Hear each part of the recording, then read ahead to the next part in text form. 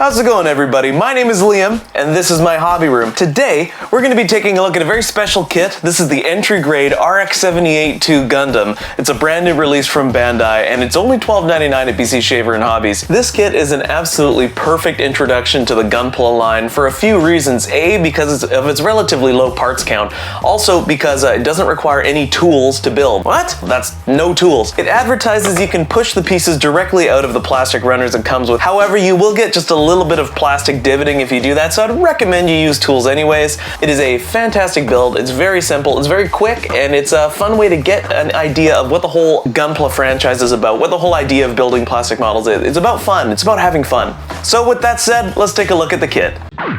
Alright, so here is the entry-grade RX-78-2 Gundam all snapped up. It was very simple. There really was it was laid out in a way that even without the instructions you could put it together very simply.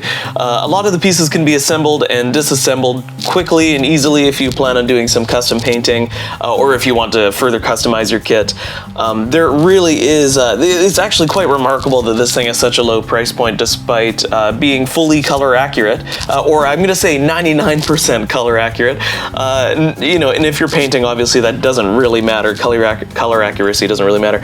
But the fact that this thing is so, how do I put it, comprehensive, just being out of the box at $12.99 is remarkable. So let's take a closer look here. This kit's been very intelligently designed, and you can see that when you separate the waist section here, that this piece here, which is normally gray on regular high-grade Gunpla kits, is yellow, and that's because, this is an example, that's because the yellow waist part here connects to the yellow sections on the back skirts, and there are a few sections on the kit that follow that design principle where they take like an inner part and kind of extend it all the way so that the pieces have the correct color that they're supposed to have.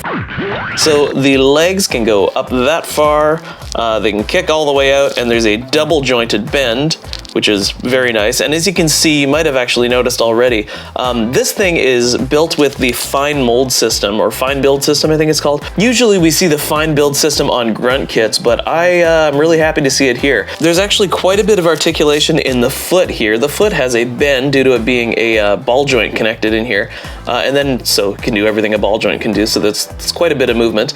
You also get a bit of an ankle tilt up or backwards and forwards, and because it can move side to side on that ball joint, there's really nothing it can't do. The legs go out about that far, which, you know, isn't incredible, but for this kit, I think that's pretty much all it needs to do. The side skirts are attached by ball joints, and you can see the front skirt here is attached by a hinge. They come molded together, but you can separate them if you like. This little V on the crotch here, which most people are used to having to paint in or put a sticker on, is actually fully molded in color. That's kind of nice. The torso goes all the way around, and as you can see, there's quite an ab crunch here. There's quite a bit of hollow space in there that you can see if you do the ab crunch all the way, and they're from certain angles of the kit. It does look very hollow in certain areas, but it doesn't feel hollow when you're building it or when you're playing around with it. The head goes all the way around on a ball joint, and so it can do everything a ball joint does. It's not on a polycap. There's no polycaps in this kit at all, in fact. It's just a little plastic piece, a double ball joint there. The arms go all the way around like so. They bend at just over 90 degrees. And then they also have a bicep swivel here, which can do, you know, everything a bicep swivel does. The wrists are on ball joints, and there's a hinge joint in the shoulders that allow the shoulder to go all the way up, and then of course, because the arms are on a ball joint, they can also, you know, go all the way up as well. So there's quite a bit of articulation on this thing. Woo! Look at that. Look how much fun he's having. So when all's said and done, this kit is actually very, very posable. There's really, there's not a lot you can't do with it. The joints and pegs are quite tight, but they will wear down over time. It's just plastic on plastic after all, and once you paint this thing, it's probably going to be very stiff. So just keep that in mind. If you're going to be painting it, you might want to sand down your pegs just a little bit. So let's take a quick look at its accessories. Here is the shield, which is 4 pieces. Everything white on the shield here is just one part. The red piece, obviously, that's its own piece. The Federation star here on the front is its own piece, and this is the only other piece here, this handle. There's just some hollow plastic in here, but it doesn't really matter. It's a handle. It'll go in the hand, and you'll never see it again. And then you've got a 3mm port on the forearm here that you can attach it into, and that 3mm port is actually on both forearms on both sides, so you can load this thing up with some accessories, or you could drill some more 3mm holes if you really wanted to. And let's take a look at the beam rifle. The beam rifle is very standard. There's only one moving part, and it's the scope here. The scope, however, is molded completely in gray, so that's why I said this thing is 99% color accurate. Because this section here is usually yellow, it doesn't really matter. You can paint it, or you don't have to, because it's not that big a deal. As you can see, this is two pieces slapped together here. There's a seam line right down the middle, and then this third piece tacked onto the end. There's no moving handle in this one, or moving grip, I mean. That doesn't really matter. I never really use it anyways, so that's the beam rifle. And of course, we get two very competent little beam saber hilts that attach in their regular sockets on the backpack. And let's quickly talk about the backpack here. So as you can see from this side, it looks fairly normal. Looks like a regular Gundam backpack. It's got the two thrusters. These two thrusters are actually molded together. This backpack is all one piece, mind you, except for the beam sabers I just put in there. And as you can see, the bottoms of these thrusters are hollow. So if that bothers you, you can fill it in with some epoxy putty, or you could saw these out and put your own thrusters in if you wanted to. And it just attaches to the back with a with these two pegs. It does kind of look like a little face. Hi. Hello there. That's terrifying. Let's just cover that back up, because that's gonna haunt me. So this butt here has a hole in it, as most butts do, but the hole is but the hole is just kind of like open in the back. I thought it was maybe for an attachment for the bazooka. This kit, however, doesn't come with a hyper bazooka, so I don't really know what this is for. It's just kind of a hollow piece, and looking in the instruction manual, it just remains hollow like that, so I don't really know. I'll probably end up covering that up. And then as you can see, there's a 3mm port here in the crotch to use with an action base. Forgot to mention there's a 3mm port back here as well to hold the shield and really whatever else you might want to put in there.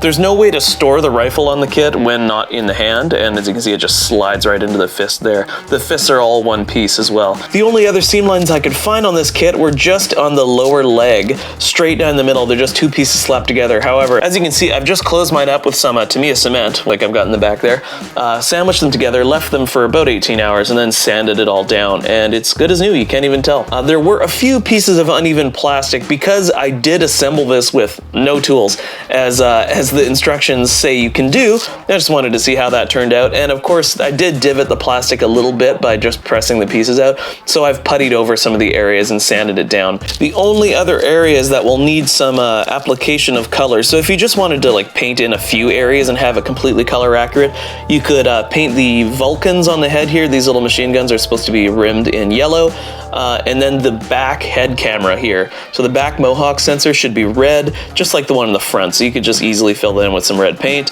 And then as you can see in the face here, the eyes are like a separate piece, the yellow piece here, and that's most of the face. You can actually take, oh man, I love this. It can take off its hat after a long day at work. So it's just one yellow piece that makes up the eyes. You can paint the back of it black, and because the eyes are raised out of there, it actually is really easy to do that. And then the rest of it you could just panel line if that's something you wanted to do. The helmet here, I really wish more kits did this, where the helmet itself is essentially one piece that you just pull out, and that way all you have to do is cover up a mold line instead of a seam line. So here is the entry grade next to the old RX-78-2. This is from the HGUC line, and as you can see, the proportions are quite a bit different. Not as dumpy looking, I guess, as the original, but something I really like that they maintained is the facial profile. It looks mean, despite it being bright primary colors.